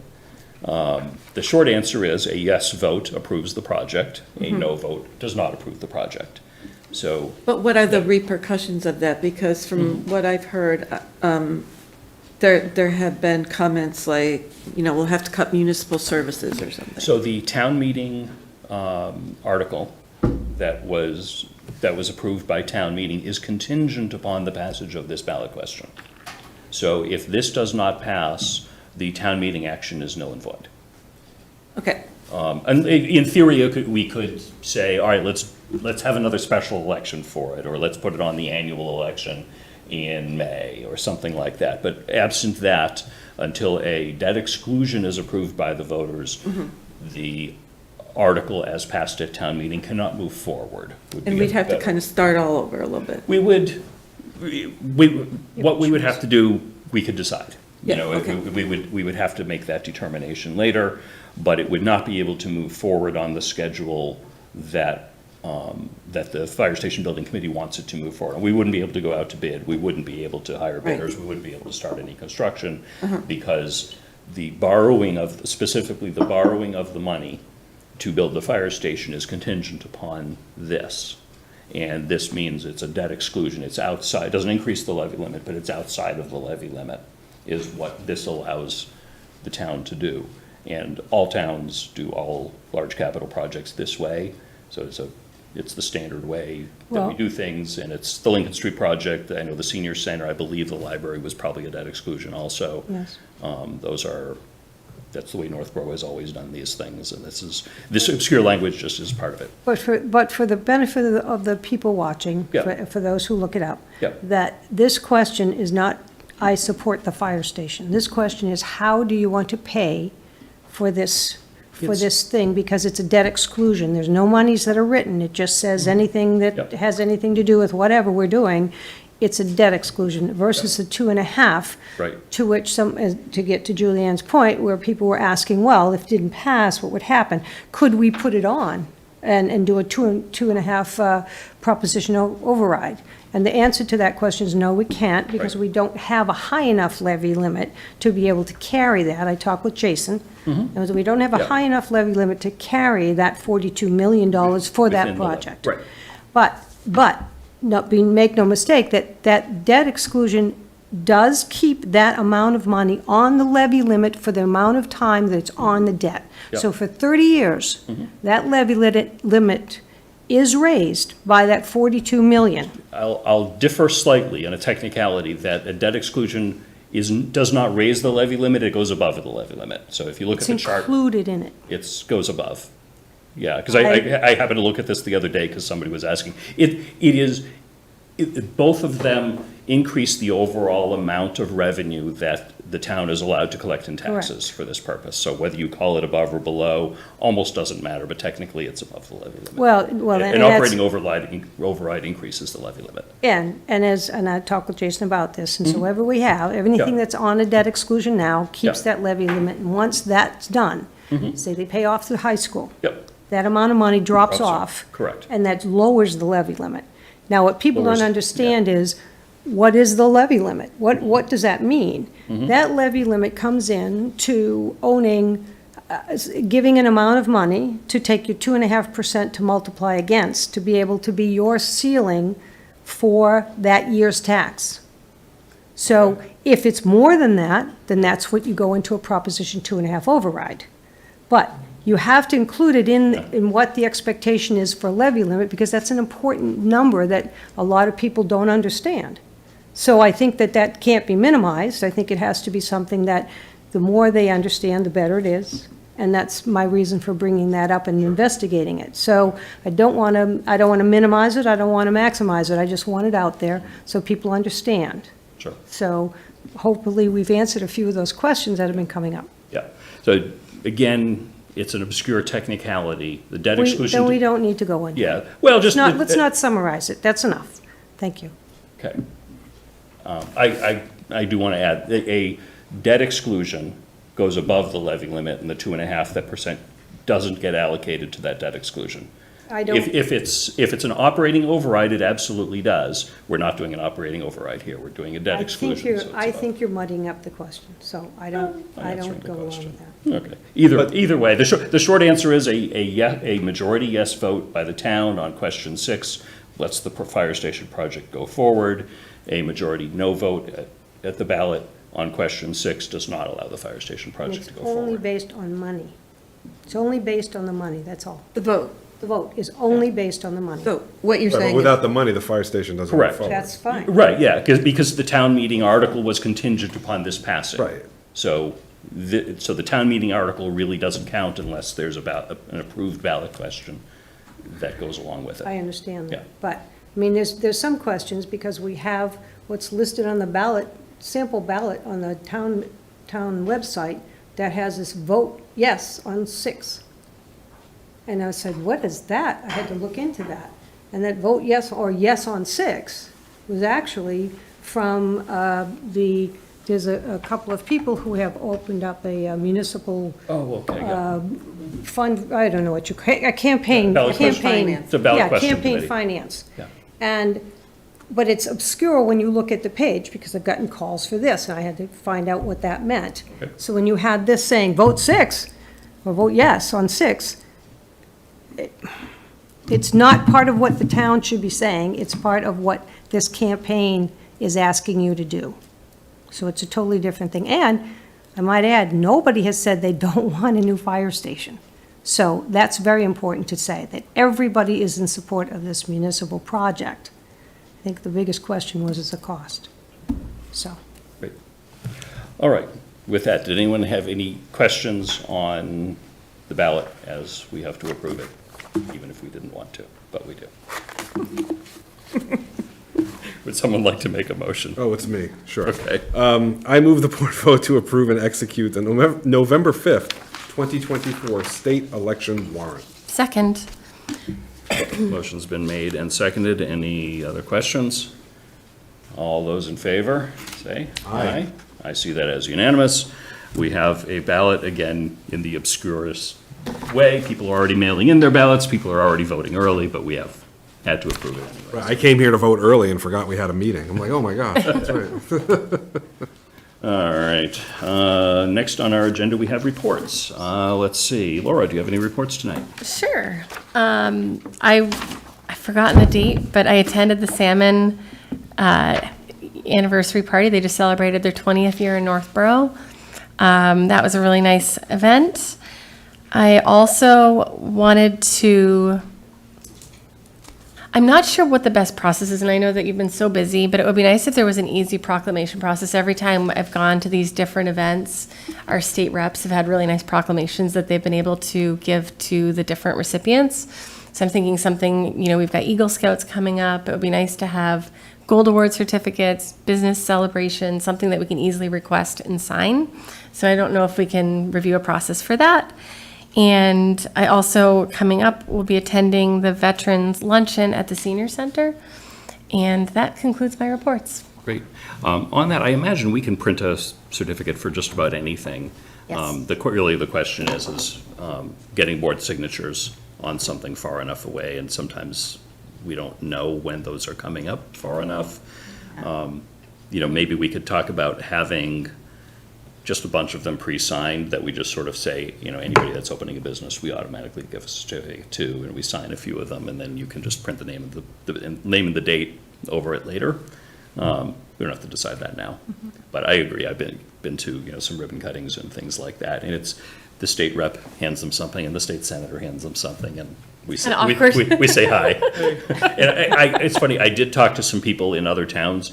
Other select boards usually don't do that, but I think it would be a good practice to do that. So, I like it. yeah. Yeah. Okay. When is the Veterans event at the I senior would- center? November 7th. Thank you. I'll also be there. And the time is 11:30? I'm not sure on that, but I can follow up with an email. Okay, thanks. Usually Julianne, about that time. any reports? I had just one thing, the policy subcommittee met twice, and we spent quite a bit of time talking about refining our charge, and we started to review current policies and kind of figure out if they're still relevant, and if they are, do they need some additional things? I have to say that Linda and Angie have been really helpful in adding their thoughts, like, should meetings also, do we have to include something about hybrid meetings or remote meetings? So I want to thank them for that. And I think one of the interesting things we did is, as we're going through the policies, we kind of had tangential items, and we're generating a list of those kinds of things to be brought to the board. So we've started, is basically all I can say. Did you get anywhere, I apologize if I missed it, on the common drive naming? No. Process? Not yet. Okay. Oh, would you like us to do that I think fairly that's kind quickly? of pertinent. Okay. Just as an update, I learned today that the planning board, remember we talked about Phineas Drive and so forth, planning board has gone back to the property owner and asked them to come up with another name. I think it would be a good idea as soon as possible for us to have a policy, even if it's a temporary one that says we do the same thing as street naming policy, just so that whatever that name is can go through a process. Okay, thank you. Okay, great, thank you. I'm sorry, did you have anything else? No. Okay, Lisa, any reports tonight? I do. I would like to invite everybody to tomorrow night's Trunk or Treats. That's going to be at the Senior Center. What time? I can't tell you. 4 o'clock? 4:30 to 6:30? 4:30 to Sounds 6:30, and, Yeah. please come and get involved. I have, second report, we've received at least 10 letters for a request for the Maple Street sidewalk connection between Ridge Road and Bartlett Street. And I've been asked by a few of these people when we're going to be able to put this on our agenda. Next week, next That's Monday. next week. So next Monday, DPW director will be here. He should have by that point the cost estimates that we directed him to prepare back a couple of months ago for the different sidewalks that we talked about. And that, of course, is included in that. Yes, it should Okay. definitely include that one. Okay. It'll also include the police station siding, which went out to bid, and I think we've all informally have seen the results of that, so we'll be asked to move, All to right. make some decisions on that next week. And again, on the request from neighbors, we have received a request from neighbors regarding a safety concern on South Street near or at 190 South Street. I'm not quite sure where it comes in the curve of coming down toward Northgate. But they've been asking for a blinking sign to slow down the traffic. I did direct them to send the inquiries to the Traffic Safety Committee, and I personally would like to support an effort to help reduce their concern. And I think this has been a section of town that's been long waiting for this. I believe that there was a sign that was put up for speed limit that was blinking that did not go there. But I do think that they have a very valid concern. The sidewalks are not 5-foot wide sidewalks, and it's very close. And people do not want to follow a speed limit recommendation. As luck would have it, the Traffic Safety Committee will also be here next Monday. Oh, very good, very good. And I don't know whether they have dealt with this. They, on that particular issue, they need to go through their process. So, directing that resident to the Traffic Safety Committee is the appropriate Yeah, and point that was of done. view. I don't know whether they've discussed that or not, but you can ask Okay, next week. all right, and that concludes my reports. Thanks, Lisa. Mike, any reports tonight? Yes, so I know the school committee wanted, in their meetings and passing on that they're going to be going out to bid for transportation. So just something to keep in mind. Don't count that free cash just yet. And unfortunately, the expectation is because they're going out to bid to keep current service, it would probably be more expensive than what we're currently paying. So just another coming soon expense on top of all the others, so. I hear nothing but bad news when it comes to transportation, state or national-wide, when it comes to school buses. Unfortunately, yeah, so, It's getting more expensive and getting worse all at the same time. right. But that's the only report I have, so, Okay. a downer, unfortunately. But. A couple of things, as Laura mentioned, ribbon cuttings and things like that. Laura and I both attended a ribbon cutting at Level Up Automation for their new showroom. A little while back, I don't think I mentioned it at a prior meeting, I attended a ribbon cutting at Andrew Abu Realtors for their 20th anniversary, and a new business opening of Concierge Physical Therapy. The ribbon cutting there, so all of those times I keep thinking, I want to hand something over, Yeah. so we should do that. Can I ask, Yeah. so there's a couple of those that I hadn't heard of. Is it a board invitation for those, or what's? Sometimes I just hear about it either from a chamber member or the president of the chamber is somebody I know.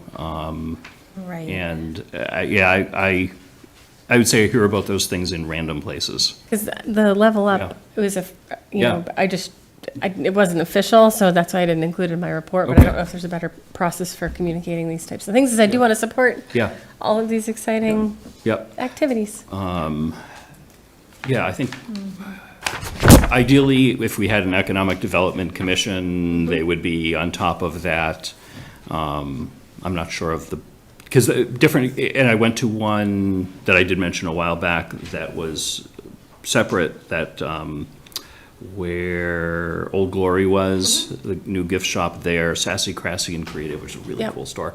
The owner invited me to that, because I'm personal friends with the owner of that one, and that's why I attended that. Does the chamber membership cover all of us, or is it? It does. Okay, Yeah. so hopefully maybe they can add us all to the Yeah. communications. It's been discussed. Okay, thank you. Sorry for interrupting. Yep, no, that's good. I was also going to mention the trunk or treat. I will be there. That occurs tomorrow afternoon. And I want to thank a lot of people in town for the CSX, the railway repairs that were done across Route 20, not this past weekend, but the weekend prior. As you might be confused by the signage, you may think they're still coming up. So I will say, on the plus side, CSX, I think, did a great job. They did the work very quickly. It was very carefully planned out. I know from speaking with the DPW director, there was a lot of pre-planning that took place, particularly about the detour, everything from turning radiuses of trucks to make sure they could make the turn from South Street onto, I think it was Summer Street, to go across. And everything else of the DPW and the police department, the fire department, all played a big role in that. Diane played a big role in that. I know our state reps played a huge role in that, in making sure that happened. I want to ding CSX a little bit that the signs that are still out all over town that says this weekend Route 20 will be closed because of the railway project. That is now 2 weekends old. I know Diane has spoken with everyone. Chief Griffin has spoken with everyone. I have threatened to bring out my wire cutters and take care of the problem myself. It bugs me because people think that there's still going to be a construction project there. And those are CSX lights. Those are not town lights. When do we get to continue, when do they become abandoned property? I have a See, lawsuit Scott on will your just hands tow them to the again. garage, and they're ours. Talk to Scott in the morning. Thank you. And that ends my report. Diane, I'm sorry, did you have any reports tonight? I do. Okay, great. I just wanted to mention that for early voting started, 2 weeks of early voting, and it is going through November 1st here at the Northborough Town Hall, Monday, Wednesday, and Thursday, 8 a.m. to 4 p.m., Tuesday, 8 a.m. to 7 p.m. late at night, Friday morning, 7 a.m. to 12 noon. And then also, in addition, Saturday, October 26th, from 9 a.m. to 5 p.m. Thank you. Thank you. Thanks. Yeah. Okay, great. That ends reports. On future agenda items, we continue to add things to the bottom of the list. We've got some So good things coming up. Jason mentioned the tax classification hearing, which will be November 18th. That's where, we make the annual decision on the tax rate. If anyone wants to discuss any of those options in advance, let me know. We can try to talk about it earlier. Also, on that same date, we have penciled in an Apple Fest discussion. We had talked a couple meetings ago about inviting the Apple Fest committee in. I know they haven't committed to that yet, but hopefully they will. If they commit to it, can't make that date, want to make a different date, I'm going to be very flexible in moving that around because I think it is beneficial to have them there to be part of that discussion, but either way, we'll have the discussion. There will be a special meeting on the 11th of December for the Economic Development Forum. That was solidified. It says tentative date on the agenda. That was solidified today. And I think the location is still being sorted out as far as where that will be. And we've got a few other exciting things coming up. Did anyone else want to talk about any of those future agenda items or add anything else at this time? If we need information for any of those, we just go to you and the appropriate department head? Yep, me, Diane, Okay. yeah, anybody like that, sure. We're gonna have public comment in just a second, but any other business to come before the board before we turn it over to the public? I have a Laura? very important question. So the Northborough Community Affairs Committee is going to be hosting a pumpkin stroll. And they sent us a note asking if we would like to do a pumpkin. So I just wanted to know if the select board had any thoughts on that. And then just to confirm the dates and times, I had this open before, I'm sorry. But does anybody have any thoughts on doing a select board themed? I was asked Pumpkin. that too, and I It politely. has to be a themed pumpkin? Well, it's our pumpkin. So, I guess not a theme, but we can make a pumpkin on behalf of the select board. I'm happy to help with this if we you, have a very creative person. you can do a pumpkin on our behalf. Do a pumpkin? I have no No. ability to carve it. No. I've Me tried. either. I could have in past years, but this year's going to be a tough year for me to do a pumpkin, so. And next year, if things go well, I'll be able to help you with that, but this year's going to be. I'll be at that event, but I did not commit. Actually, you don't have to carve it, you can always color it. It doesn't have to be carved. Can I do something on behalf of the board? Oh, we. Okay. Yes. I mean, if anybody, I have no artistic skills, but I really love that they're inviting us to do it. Yeah. So if you've got any thoughts on what you'd like to see on it, send it my way. Keep in mind, I am not very creative, but I'll do my best. Thank you. And for the rest of the community, there's going to be music, candy, face painting. You can wear a costume, you can get a donut. And the pumpkin contest is going to be on October 25th at 3:30. It's this Friday. I got to get carving. Yep. But you can visit the Northborough Community Affairs page if you've got any questions, and I thank them for doing this. It's from 3:30 to 6 6 p.m. o'clock. Yeah, Yep. I'll be there. Great. Just a question on future agenda items. I'm sure sprinkled throughout these upcoming meetings will be additional discussion on ARPA allocations. And Yeah, so next week, we've been waiting on the sidewalk discussion that I know is a top issue among board members. So we'll get some dollar figures and I hope we'll make some decisions Okay. then. I don't know what that looks like yet at all. Okay, hearing nothing I else. do have one more thing to say, but I Okay. have to find the name. Okay, So give me a second. yep. Thank you. I also would like to congratulate Kate Donahue on turning 70 yesterday. Actually, her birthday was 2 days ago, party was yesterday. Oh, the party was yesterday, okay. So, sorry I didn't make it to the party, but I want to recognize you for all your time of service and making it to 70. Hoorah. Yep, yeah, I was able to attend that event, and it was a lot of fun, saw a lot of Northborough people that I already knew and some that I didn't, and people from all over her district, including a neighbor. A quirky trivia is she represents a little tiny sliver of Framingham. It's a sub-precinct. Oh, wow. My parents actually live in that sub-precinct, and I met one of their neighbors. That's crazy. at That event. It was kind of fun. I'd also like to recommend that in the future, that we switch 10 to 11. We put any other business before the future agenda items. Because there may be something that comes up Before, in any other business to come before the board that we might want to put on a future agenda item. yeah, I mean, we can mention those under either, but if we want to switch the two of them, it's fine with me. Okay. Lindy, you got that? Yep. Good.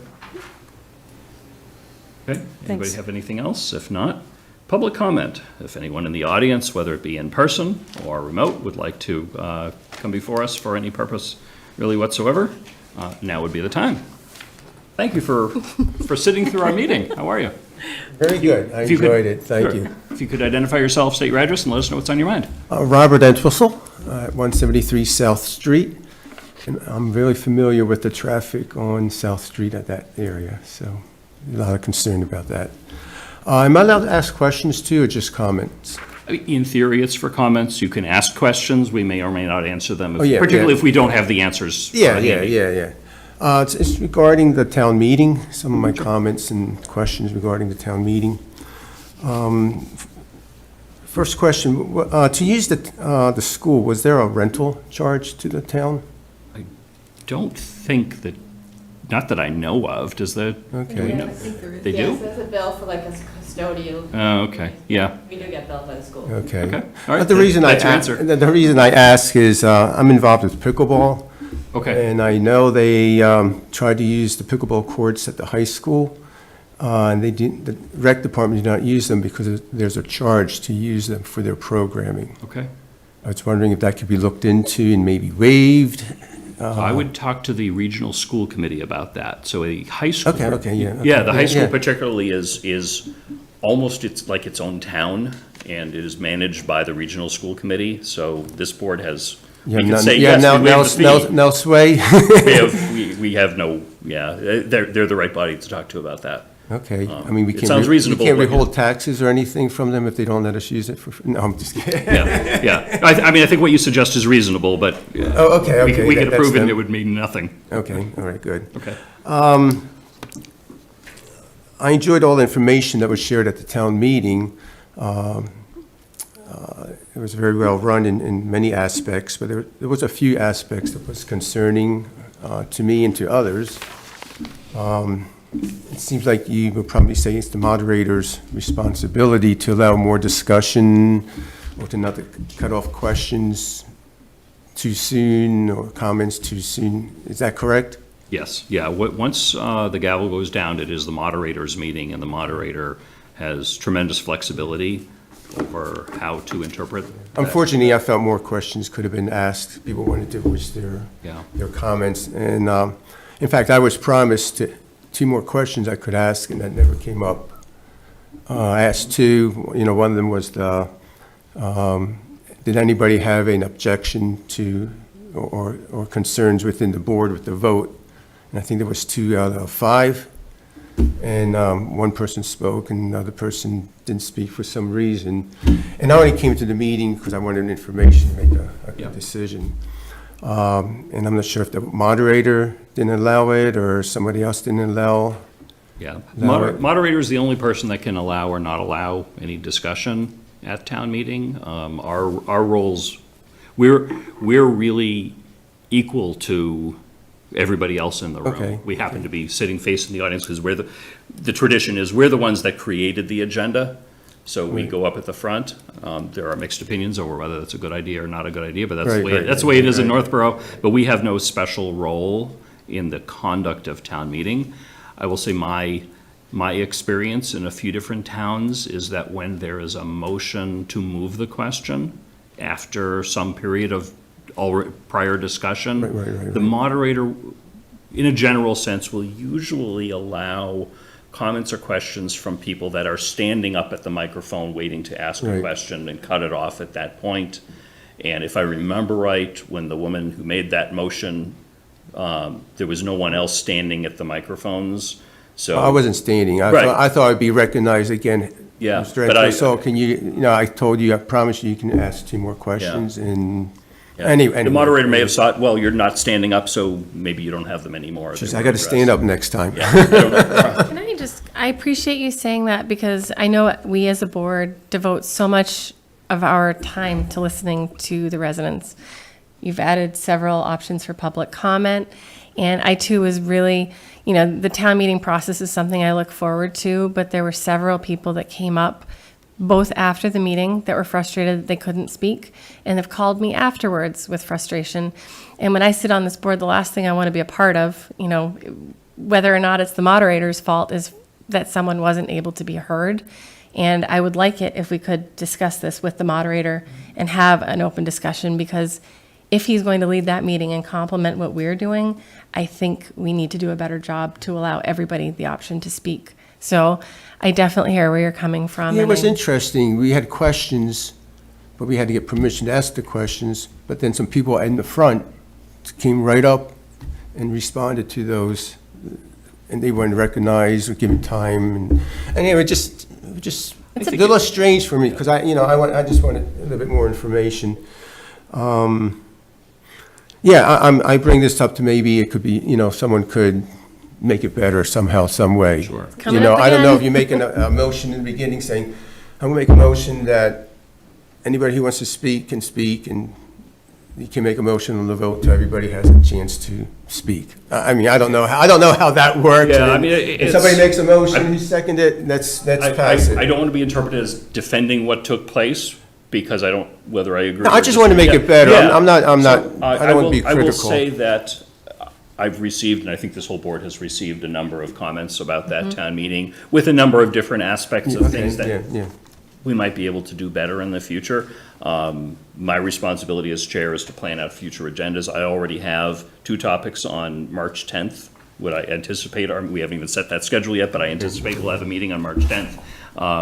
One is for town meeting prep, rules about speaking at podium, et cetera, is what I wrote into my notes. And we also have had some discussion from the public about disruptive individuals at town meeting and how to that best deal with that, happened and I think that should be a discussion also.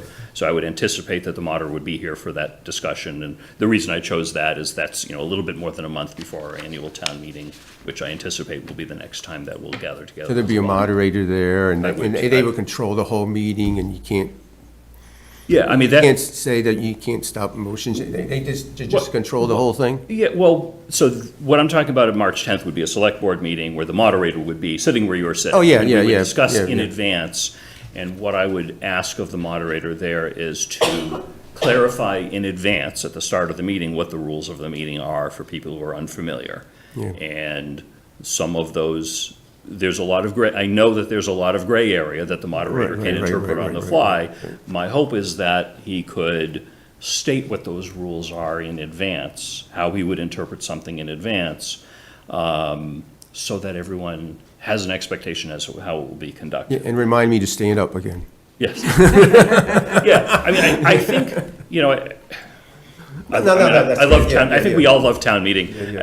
It makes sense to have the option for a motion to move the question, that's why it exists. But then how do you deal with that, and there are different times that different moderators will respond and recognize that. So, but ultimately, yeah, the moderator is the sole authority at town meeting. The moderator may ask questions of town council as for opinion, which I think he did a couple of times that night. I happened to be sitting next to town council at that meeting, so he and I talked about some of those things simultaneously, but ultimately, the town moderator's an extremely important position. I'm sure it's not an easy position, but I just wanted to share that with Yeah, you. no, I really do appreciate that input. And then you need to go back to the school committee, right? You said I would- school committee? I would talk to the regional school committee. The regional. So regional. because the high school is almost owned and operated by the regional school committee. Okay. And they have even more authority over the schools than the K-8 school committee does over the K-8 schools. Doesn't hurt to ask, right? Yeah, yeah, I think it makes sense. All right, thank you. Thank you, Robert. Thank you very much. Okay, thank I you. have something. As a citizen. Oh, as a citizen, all right. You don't need to take advantage of that, but sure, why not? Why not? Okay. I'm speaking as a citizen, as a Okay, resident. identify yourself if you My could. name is Lisa Maselli, and I'm 13 Maple Street, and I've been seen at town meeting asking questions for many years. I have some questions about the process of the special town meeting, and I've been asked by a number of people to speak on this. So I wanted to first state, or ask, is that if the chairman could direct me to the bylaw or mass state law that states that a select board member may not respond to a citizen's direct question or at town meeting or special town meeting to explain a vote they made on support or non-support of a warrant article. And secondly, I received some written advice that if I were going to speak, I had to go into the audience and speak as a resident and not as a select board member. And I was told that I would have to resign in order to do that. And at the meeting, if you watch the video, it clearly has the chairman telling the two select people that they were not allowed to get up and speak without standing, what did you say, it's standing down, and that we were not allowed to speak at the podium. These words are on the video. Okay. So I don't think that came from the moderator. I'm pretty sure that video shows that it came from the chairman. And you have stated twice that you did not prevent that, and you had nothing to do with that. And I would take a difference to that and want to know exactly where I could find those the Mass State law or the bylaw that says we as select people who make decisions for the town based on what we've learned and what we've understood the items to be before we put them on the warrant item, which is part of our job, that we would not be able to respond to the citizens and certainly not respond from the podium. Okay, does that conclude your comment? Yes, it does, and I hope I Okay. get an answer. I could try to answer that. I was unaware that this would be coming forward, so I will answer on the fly anyway. So once this board votes on something, that is then the policy of the board. That is the position of the board, and any member speaking on behalf of the board should state, speaking on behalf of the board. That doesn't mean speaking, it means speaking on behalf of the board represents that position. So if you as an individual want to differ with that position in a public setting after a vote, you're not prohibited by law from doing so, but you're clearly doing so as an individual. And the policy that the moderator has always had at town meeting is that the presenter speaks at the podium and individuals speak from the standing microphones. And so it would be appropriate as, you know, if any member of this body or anybody wanted to speak as an individual in opposition to what their board has already voted on, is you do that from one of the standing microphones. I hope Well- that answers your question. Being and watching many town meetings, I'm not sure why that's a surprise. Like, I've seen select board members go to the microphones and say everything, you know, I'm speaking as myself and not as a member of, you know, whether it's select board or planning board or financial, like, they all get up and say that. I'm just rather surprised why it was so surprising. When you're up at the that- front, you're the board. Right, like I've seen members of this board up there and do that at previous town meetings. You get up and walk down and use those microphones. The podium microphone is for the presenters, not for citizens, which you'd be speaking as a citizen and not a select board member. Nor should citizens be coming up to the microphone at the podium either. Right, I They agree should- with that. And They should be using the assigned microphones like everyone else. Yeah, For- This was an unusual case. The people who voted no on the fire station, on this board, I was one, were asked specifically, as a select board person, why did you vote in opposition? So I don't understand why, I mean, I made the vote as a select board person, why would I answer as a citizen, as a resident? Once a board votes, we are a body. So once the board votes, the individual opinions kind of disappear behind that vote, if you will. And this is, I don't remember the language, but that's certainly in the MMA handbook, and it's, you know, it's in any guidance given to boards and committees, that at that point, if you want to explain that after a vote, you have your, I mean, you certainly explained yourself, I think, very well, as did you, when we voted on the recommendation of that article. Once we took that vote, that ended that discussion. If you wanted to speak as an individual beyond that, including justifying why you took a particular position, you're not speaking at a select board meeting at that point. You're speaking as an individual at town meeting. And that's why it's not appropriate to do so from there.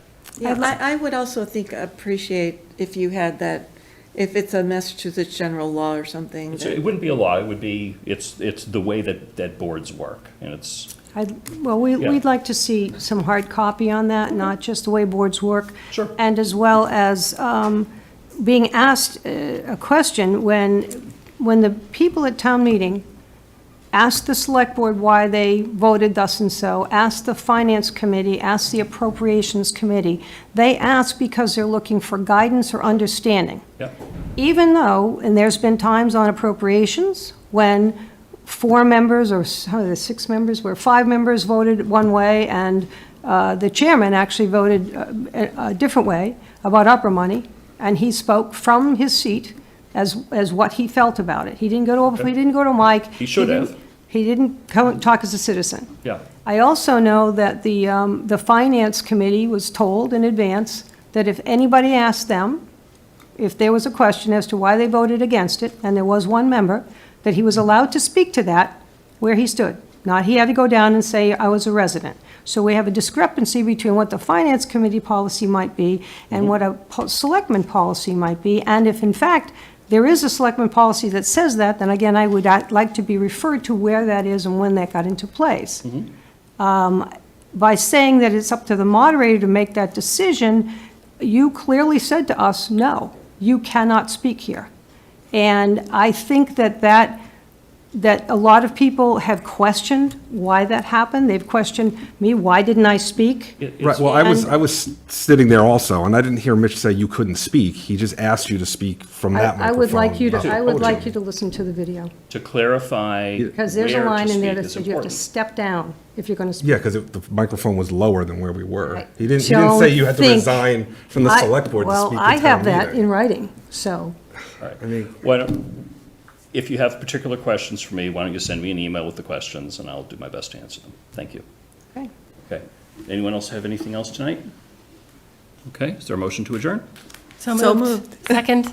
Okay, motion's been made and seconded by whoever Linda heard. All those in favor? Aye. Aye. All right. Adjourned, 9:07 PM. Thank you very much. What is this?